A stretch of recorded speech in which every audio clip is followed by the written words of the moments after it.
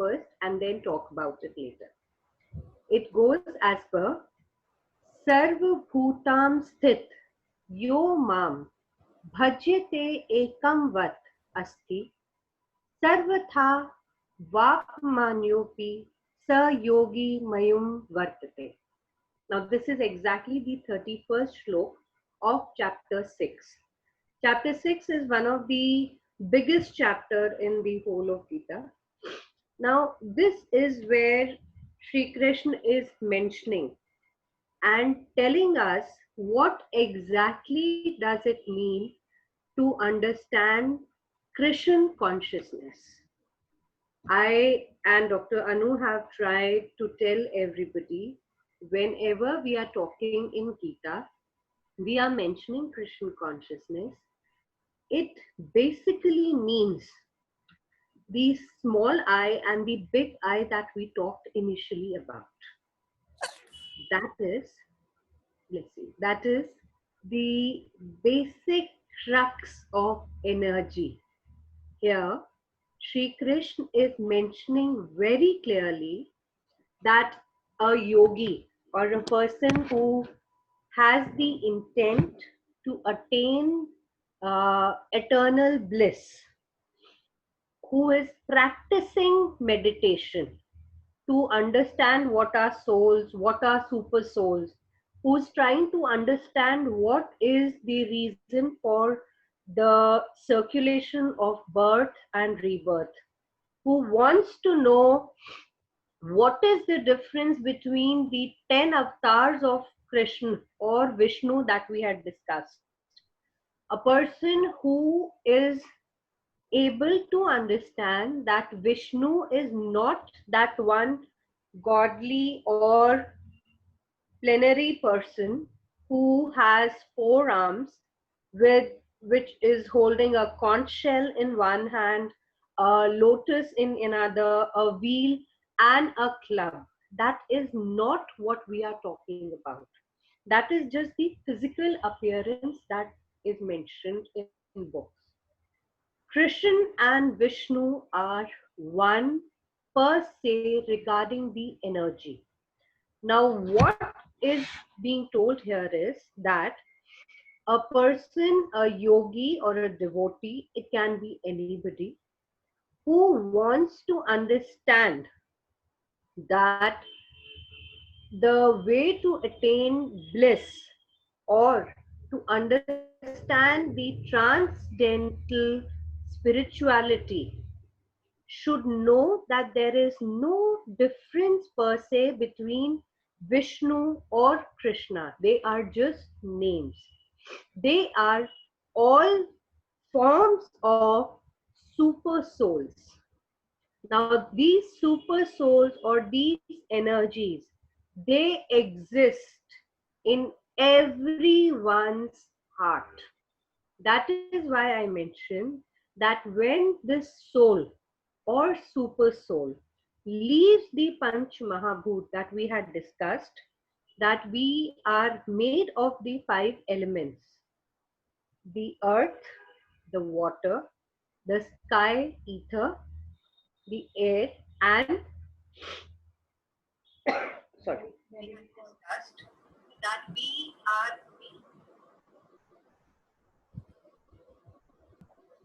and these Panch Mahabhuts consist of the body, the physical plane. What is running the physical plane? That super soul or that Atma is what we are talking about, is the Krishna consciousness. Very clearly it is mentioned that Krishna or Krishna consciousness is this form of super soul that is situated in each and everyone's heart. It is not just X, Y, Z that he is a Brahmin or he is somebody else or he is a Hindu or he is anything else. It is everybody's heart. All So, right? are we, Everyone's heart. Archana, are we talking here about the energy, the matrix of Yeah, energy? that super soul, that energy. Yes. Basically, Krishna consciousness is like Allah consciousness, is like Christ consciousness It is can be any, yes, they are just, Anu, it is something like water is called jal, water, tani, neer. There are so many words, but it is water, right? It is the same way.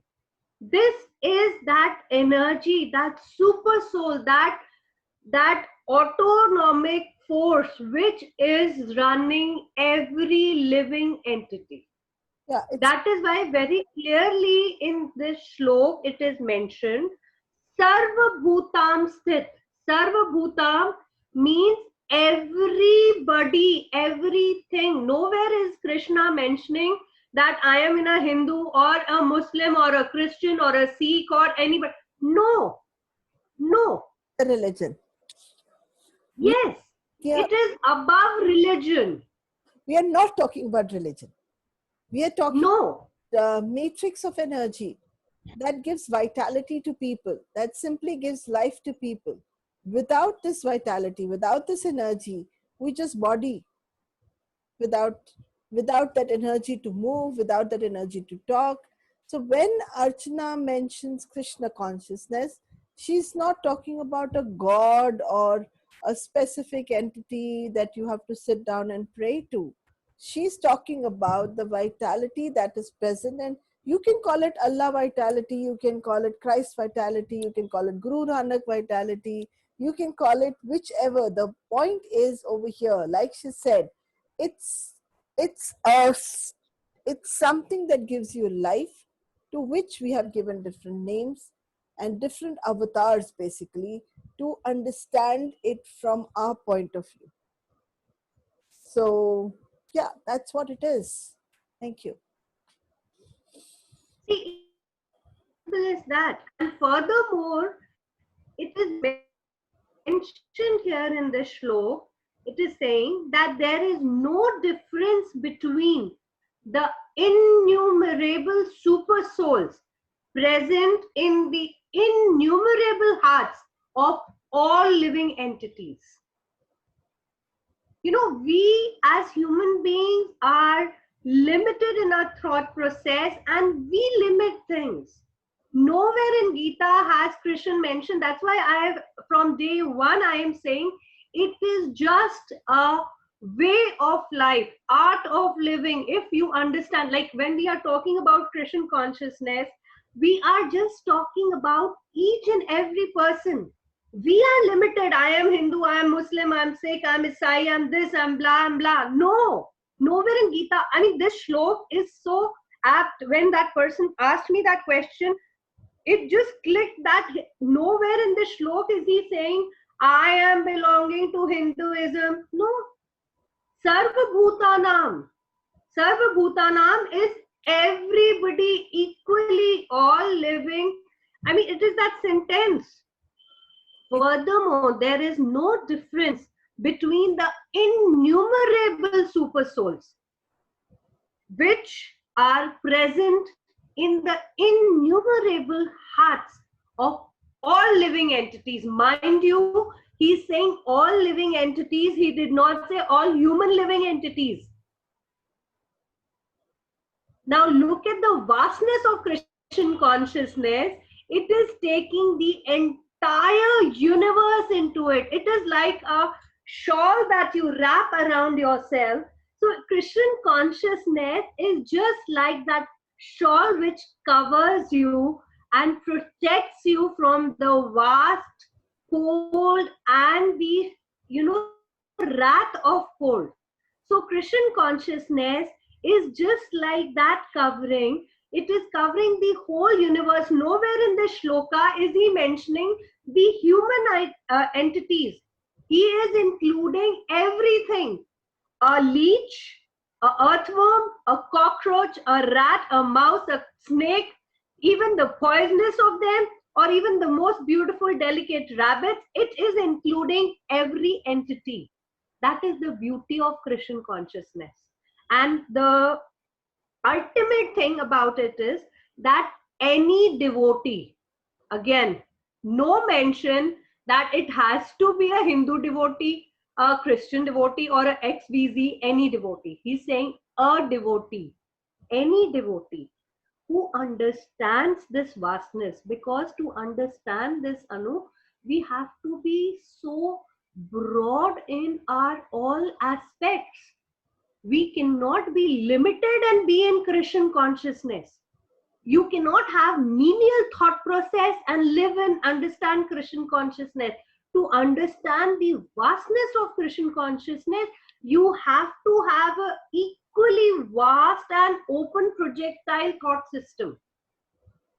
That is why it is saying very beautifully that any devotee of the Lord, any Lord, nowhere is it mentioning it has to be figurative, this law. No. Any devotee of the Lord who is acting according to Krishna consciousness, that means he is understanding the existence of one, the way I just mentioned, that water remains water, whatever it is called in any language. All right. Or water remains water, whether it is in form of steam, whether it is in the form of water, or it is in form of ice. So The crux is water. The base is that. Right. absolutely, two Yeah. things coming to mind. One, Hmm. no tree, no animal has a religion. It is only human beings who created different religions. Secondly, what always fascinated me, we can have a tree, but we can have a mango tree, a lychee tree, a banyan tree, a date tree, Guava tree, anything.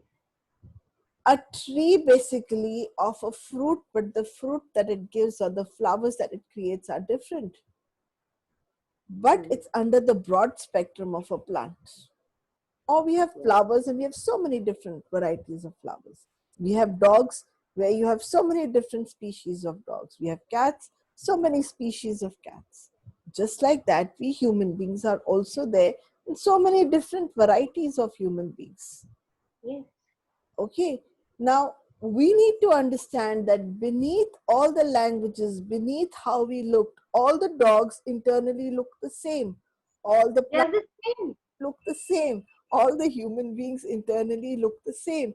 Not just that, our heart across nationalities beats in the same way. It starts pumping into the fetus at 6 weeks and goes on. In fact, your heart is the last to die. So I would say the Krishna consciousness is like the heart that keeps pumping, that keeps pumping energy into you. It starts off before your conception, not at 6 weeks, and is the last one to leave your body and go. Until, And Anu, the similar way, remember we had discussed about the blood, yeah, that we eat anything, the blood is formed in the similar way. The same red blood cells, the same white blood cells, the same platelets, everything all over the world. absolutely. And functioning of every organ of your body It's the is same. same. I mean, your Yes, eyes capture images, your stomach captures food, your lungs capture air. And right now, the pandemic totally proves that no matter where we are, our conflicts can be same, our disease can be same. It's because no matter where we are, however advanced we may get, bigger or smaller, yet our basic functioning and basic consciousness is the same. And that's the consciousness we are talking about, that all of us have the similar consciousness. So when we say, oh, it's a baby, okay, so baby can't think anything, baby is an empty vessel, think again. Oh, that's a plant, in front of the plant we can abuse, nothing will happen, think again. Because there are enough experiments done by Dr. Emoto where he said if the whole community goes and stands and in the front of the tree and starts giving it abuses, the tree will actually shrivel up and die. Then we are exactly. doing the same with the human being. They're shriveling and they're dying. You want someone to live, hold them with this consciousness of love. What Archana is talking about is the basic love affair with ourselves and basic love energy, which makes the whole world go around. It's not the money that makes you live, guys. Money was created by us. It's the love energy that holds all of us together, without which it's the holding, it's a basic touch. And that touch of your body, when someone touches you, makes you enough to understand whether they love you, they hate you, it's coming from warmth, or is it a cold touch? And that first touch ignites life in everything in your life. Exactly. Yeah. And you know, the beauty is that here in this shlok, it is mentioned that even if a person who is in transcendental loving service of Krishna, that means he is in the spiritual service path of the society, he will finally attain liberation. It does not have to be just, you know, the eightfold yoga system we read about, which was the Ashtanga Yoga. It is just different ways. It is that consciousness that you have to understand is prevailing everywhere. Very clearly here it is mentioned that this, by concerning one's attention in the form of Krishna consciousness, the Krishna consciousness is all pervading. Please understand, it is all pervading and it exists beyond the concept of time and space. It is not limited. We are limiting ourselves, our thought process, that Gita belongs to XYZ. No, it belongs, this knowledge belongs to each one of us, and we can learn from the depth of this knowledge and attain eternal bliss. This is for everyone to understand, that if you can just have Krishna consciousness in your system, that means that heart of yours is working as all pervading. Do you understand the meaning of all pervading, or something that is beyond the concept of space and time? That means anything that anyone is saying to you, doing to you, or even thinking wrong about you, you are above each and everything. That is what it means, that under any situation, that can happen only and only if your heart is as large or is full of Krishna consciousness to understand that your aim in this life is to attain that eternal bliss. It does not matter what religion or what, you know, sphere of life you are from. You can be a cobbler, a doctor, an engineer, architect, anything you can be, even a model, anybody, anything, a carpenter. Think of any profession, it does not matter. All right. Now, that is the beauty of this, and it is said that Krishna consciousness is mentioned to be the highest state of trance in the yogic practice. Now, that means that you are living in this world, but you are living the way, probably after consuming a bit of, you know, alcohol or something, anything that takes you at a level where you are feeling elated from rest of us. That can only happen when you feel all pervading energy in your heart. You feel that you can achieve that goal of liberation. And it is not possible if you are guided by your greed or lust or your anger or your ego. It is not possible. Or your, You have to rise above. Yeah, what did you say, Anu? I said, or the attachment. Oh, yes, attachment the most. If you are not rising above your lust, anger, ego, attachment, greed, and Your mind is not in your restriction. The way we learned yesterday, that only then, when you don't have any of these, or even one of them is not following the right path, your aim of coming in this body and achieving the liberation is not possible. So you have to have the understanding, and it is so simple. Krishna consciousness is just a word being used for that super soul, for that energy. And very clearly, it is existing in everyone, every entity. So I just want I don't think there should be any doubt on this now. I just want you Yeah. people out there to just take a deep breath and then call it just the love consciousness. So simple, yeah? And the minute you say, I am going to drench myself in love, not in anger, greed, ego, attachment, and all the vices, I am in a much better place. I'm going to come, no matter what, from unconditional space of love. And that's what is going to basically create this world into a more beautiful place. That's what Archana is trying to probably explain to us, that when we put words there, you may have a hang up. You may feel that no matter what we are telling you, oh my God, Krishna means oh. So if you want to call it, don't call it Krishna consciousness, call it love consciousness. Call it the white, the one energy. Call it the Call it Atma, call it Paramatma, it does not matter. call it Call it any, energy. yes. I mean, Because, exactly, because what is happening, that if you understand it as energy, as super soul, which is existing in everything, you, it is mentioned here that the understanding of the presence of the super soul as Paramatma in everyone's heart. Please mind this sentence. The understanding of presence of this super soul as Paramatma or Atma in everyone's heart. That is what makes us stick. That is what makes the difference between a dead body and a living person, right?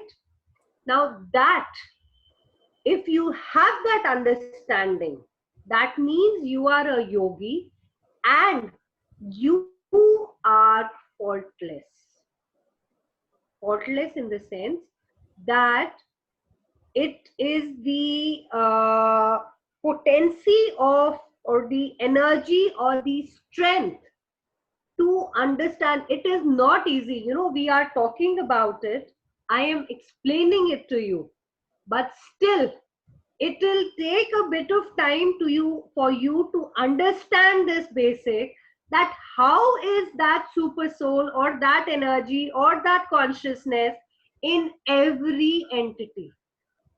Again, for that you have to have a very broad perspective, that everything originated from one thing. The way, okay, I'll give you another example.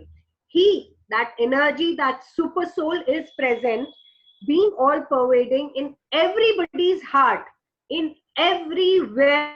The way, like the sun is just at one place in the sky, right? But the sun appears in many places at once. You can be at very different tangents of the world and you can see the sun, can't you? You're at very different cities and you see the sun. It just depends which side it is, day or night, where the earth is rotating, but you can see the sun. The sun doesn't just come to you, it is everywhere. Its rays reaches you, the light reaches you, the heat reaches you. Similarly, the consciousness of accepting Krishna consciousness, or the acceptance of that super soul, all pervading energy in the hearts of all living entity, is as vast or as broad as that. That is the basic of Christian consciousness. And the other thing which I would like to add with this, one thing that is coming to my mind, which most of us tend to do, is worry. chinta. We worry about everything and anything. You know, So the why water didn't is come. done? Why do you think worry is required? Worry because that is what we've been doing for past 8 9 months since COVID came. I Stress, think worry. it ever since we were born, but why do you think worry is so important? Because I constantly keep believing that there are no accidents in this world. Even if there was anger, even if there was greed, even if there was attachment, ego, there has to be some purpose of it. Similarly, there has to be some purpose of worry. So, why do you think we are constantly in worry? What was actually the purpose of worry? Worry was just to make our life more simple so that we could plan ahead. We could, we were more prepared for any situation. I think that is what a person would worry, that, okay, he would plan things, he would, make sure that his resources are there properly. Everything is, planned perfectly. Now, worry is a concept that probably we humans develop. Even animals are concerned for their children. They also take care. But I don't see that worry kind of thing that we humans do. We take it to, I think, another level of concern, care. I think worry is just the higher level of it. I don't know why we do it, but that's what I feel. And it is scary because we worry about each and everything. Our child goes to school, we worry. Our child does not go to school, we worry. If our child studies too much, he's not interacting, he's not social, we worry. If he's not interested in education, we worry about everything, Anu. Right. And I'm going to throw some light there's from a very beautiful, no, yeah, what do we say? it's very interesting. We are talking actually over here when Archana says the first brain in our body is the brain stem, which is all about survival. So our first brain, which is called the brain stem, is present in each and every living being, not plants, but in each every living being otherwise. And its Hmm. animal kingdom has brain stem. And brain stem is we call it also the reptilian brain, which is all about, your fight flight is there, your sleep is there, your basic food is there, your basic reproduction is there. And basically with the brain stem you can survive. You can survive with the brain stem alone. We human Yeah. beings have more than one brain. And the second brain that got created, which is called the cerebellum, which is all about the thick skins above your body, which give it the covering around your body. So if this is the skin, you have the skin all over your body. What is the skin doing? The skin, which is called the derma, is basically giving you protection. Because still survival, when we were thinking only about survival, we were not thinking about protection. And when protection came in, with that came in worry. With that came in the hurry. With that came in all the vices. And with that worry, we were telling our loved ones, I'm protecting you because I love you. And that's the first thing of Bhagavad Gita. It's saying, hey, you love me? Don't worry. Then leave it to me, because then I will take care of you. And who is that I? That I is the big I. It's the Krishna consciousness, or it's the vitality, or it's the universal energy, which is saying, hey, once you're born, don't worry, the food will be provided for, the oxygen is right there, and I will make sure that you move ahead in your life. Just like you cannot imagine a body without the skin, all the internal organs would be actually, how do you say, shown outside or exposed. In the same way, we need basic boundaries in our life. Without those basic boundaries, we will be actually worried, because there'll be a total chaos. Imagine if you could see the insides of everyone, the heart beating, the kidney And jumping. it's not a pleasant sight. No, It is not a pleasant. no, your skin not only is creating a covering, but is also hiding so much of the internal. And the worse, we have the color bias after that. You know, am I dark? Am I fair? Am I, what is the skin color? There's so much of money that's spent Yes. in Oh, yes. because the skin tells you how old you are. Skin will, the amount of water in the skin will give you where you are in your life. You become thick skinned, you become thin skinned. Now I just want you to think, can we love without worry? Logically Yes. we could, but our evolution did not allow it, because we somewhere understood love and worry as one. The day we are able to separate out love and worry, we will evolve in much better way. Thank you so much. Anu, that is why that attachment comes. When you were mentioning about the skin, I just recollected something. I When I was getting married, I'm not very fair, all right. The color of the skin I'm talking about, and this particular parlor that I went to get dressed, she said, "Okay, I'm doing your basic makeup. If possible, you can take a nap." I said, "Fine," and I was physically very tired. So when she was just doing my basic, I just took a nap. I went off. I was too tired. When I got up, my face was 2 or 3 tones lighter than what it was actually.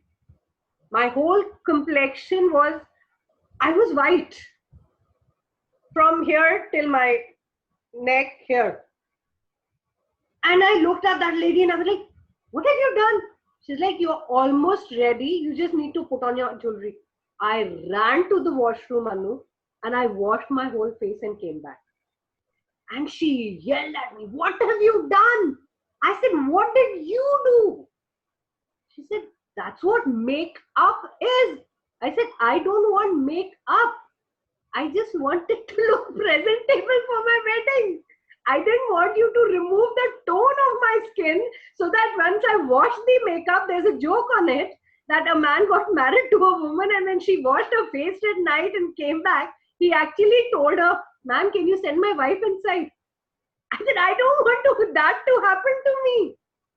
I mean, and that's what happened. I mean, I'm not against it, but I personally couldn't take it. And she never warned me before putting that layer on me that this is what I'm going to do. And it was my first wedding, so I really didn't know what was happening. Absolutely. I mean, I mean, it was you have really amazing. so many proverbs, so many quotes around the skin. If you know something that fascinates me maximum is you get into the dictionary.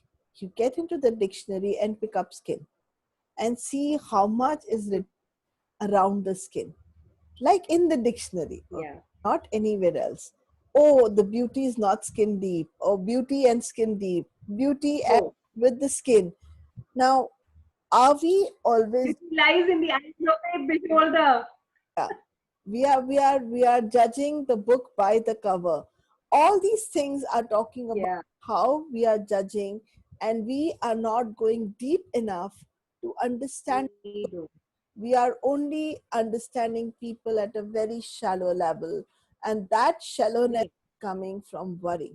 So um, all I can say is, worry is good because it came, like how Archana said, to protect, to kind of To understand, take care. to take care, Yeah. tell you, I care for you, I'm attached to you, so I worry about you. But how about this, guys? How about saying, I care for you, I love you, and I know that the divine or the universal energy is going to take care of you no matter what. Even if I, as your mom, is not going to be there, I know this world will never keep you without the love that you're looking for. But when we worry, we make life very difficult for other people, because we then control people and tell them, you need to do things my way. If you don't do things my way, that means you don't love me. People should be allowed. And I was reading somewhere today so beautifully. They said that a child cannot develop till we provide a child with safe and free space. Safe and free space. And I sat down and I said, you know what? We cannot develop a human being at any stage, whether he's a child or an adult, if we do not give that person free space and safe space. In every stage of our life, when we are making decisions, we need to have a free space and we need to have a loving space, which is called the safe space. If we can create just that much for our loved ones, everything will change. Can you Anu, there's a very beautiful sentence. I think I might have quoted it, but I'm quoting it again today. It goes, I'll say it in Hindi and then translate it. मुए को प्रभु देत है कपड़ा, लकड़ी और आग, जीवित नर चिंता करे ताके बड़े अभाग. That means that God has promised, it provides, like we, because cremate, we burn the body. God has promised, मुए को प्रभु देत है, even the bodies which are not claimed are provided with a respectful, mind you, a respectful burial or cremation in our cases. You know, there are crematoriums, there are places where people do this service. They take the bodies which are not claimed and they burn them with full respect and dignity. So God has promised that even if you're not claimed after I, the soul, leave you, I will still provide you with it. Okay. So a dead body is provided with what it is required of. All right. Jivat nar chinta kare. That means when we are alive, because our small I is alive, taake badhe, we are so chintit, we are so worried, we kill ourselves in that worry every moment. What if I die? How will my children be taken care of? Who will provide this? I mean, there is a chinta, there is a worry, that because worry, there's a very fine line between concern and that worry. It's a very thin line. And when you just cross over, you don't know. So God is saying that when I am providing for the dead, it is so sad and so unlucky that you, a living human being who had such high goals in life, what you are doing? Just worrying. And worrying about what? Providing the basic necessities which Lord himself has said that you leave your birth and your upbringing on me. I am promised, wo bandhela hai hame dene ko. He has promised to give us food, shelter and clothing. Swami Vivekananda, when he reached America, and I remember reading this, he was looted, his stuff was taken away, and for 3 or 2 days, I don't know exactly what, he stayed in one of those urinals in the public place, and then he would spend the night in a bundle of few cartons with just what he was wearing. Imagine staying in States in winters. He was in Chicago or somewhere where it is so cold, and he survived in that garden or park for 2 days or 3 days. And then God actually appeared in somebody's dream and told, this is there, I will mention it, I'll let you know exactly in which book it is mentioned. The name of the person who was there in that particular city in Chicago, God appeared in his dream and told him that there is this kind of man living in a cardboard in that park, because he had lost the address and everything. He had gone to give his first speech as Vivekanand, where he was applauded a lot later on, but this is the initial of it. And that man, he was told to get food, clothes and everything, and that man thought it was just a dream. All right. And but there was so much of compelling energy in him, that Christian consciousness I'm talking about, that He made a box full of warm food, soup, and everything. He took coat, woolen socks, and proper clothing. He reached that place in park and he met Swami Vivekanand there. So people, please understand, we know Swami Vivekanand, he lived in today's time. I am not talking about something that is imaginary. This happened in Chicago. All right. So please understand that you leave it to him. He is bound to take care of your basic necessities and requirements. Only like a child when you leave it on him. All right. And in the end, I'll just say one beautiful sentence, that worry is actually like a rocking chair which does not take me anywhere. We just rock in that chair all the time. That is it. Absolutely. Thank you so much. And I will end this session by just saying that there are so many kids, even today, who are thrown into the dustbins because the mothers have um, probably don't have anybody to support them, and they give birth to the children, and yet these children survive. Ever wondered how? And the biggest one that I can tell you is Bernie Siegel. He's an oncologist, very fond of his what he talks, really, really inspired by him. And he one day was walking down the pavement and he saw a little plant growing from the cracks of the pavement. And he saw a little flower there on that little plant. And he wondered where there was no place for this flower or vegetation. You saw life growing between the cracks of a place. And I'm sure you've seen such plants growing somewhere. Have you wondered We who all have. there? And if only you had time to stand there and observe that little plant coming out of the crevices and the little flower blooming up, you would know that life is possible anywhere, given and provided these are the miracles that the God wants to see you, wants you to see. Basically, I wouldn't say even God, because again, there may be,